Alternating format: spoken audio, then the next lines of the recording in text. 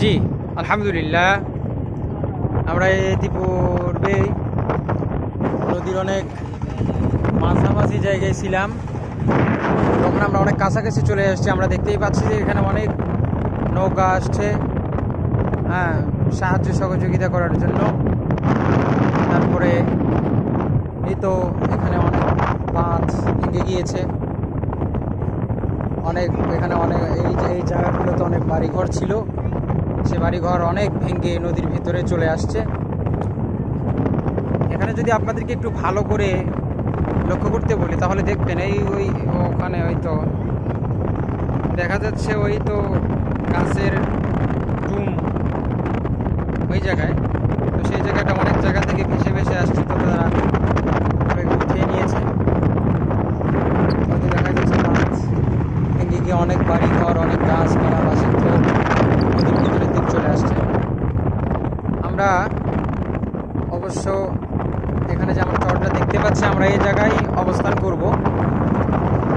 তো সেই জন্য আমি আপনাদেরকে কিছু কিছু বাড়ি আসলে যাদের অনেক সমস্যা হয়ে গিয়েছে সাথে সাক্ষাৎ করানোর চেষ্টা করবো ইনশাআল্লাহ। এখানে অনেক সুন্দর একটা প্রতিষ্ঠান দেখা যাচ্ছে। এটা এই পাশের দিকে একটা বিল্ডিং ছিল, তো নদী পানি বেশি হওয়ার কারণে বিল্ডিংটা ভেঙে নদীর ভিতরে চলে গিয়েছে। তো এখানে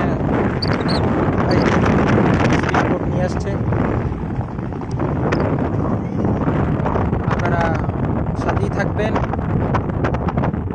আপনাদের সামনে আরও কিছু ভালো ভালো ভিডিও আর বন্যা কবলিত মানুষ যারা আছে তাদের সাথে সাক্ষাৎ করানোর চেষ্টা করবো ইনশাআল্লাহ। তো দর্শক, এই ছিল আজকের আমার খবর।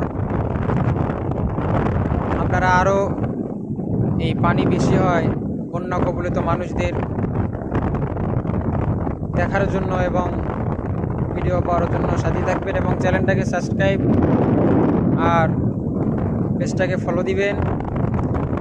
আর অবশ্যই এই জিনিসগুলো বেশি বেশি শেয়ার করার চেষ্টা করবেন।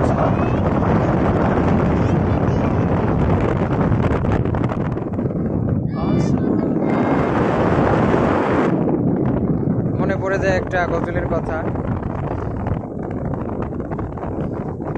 ও নদী রে তুই ভাঙলি আমার ঘর, তোর কিনারে থাকতাম তুই করলি আমার। ও নদী রে তুই ভাঙলি আমার ঘর, তোর কিনারে থাকতাম তুই করলি।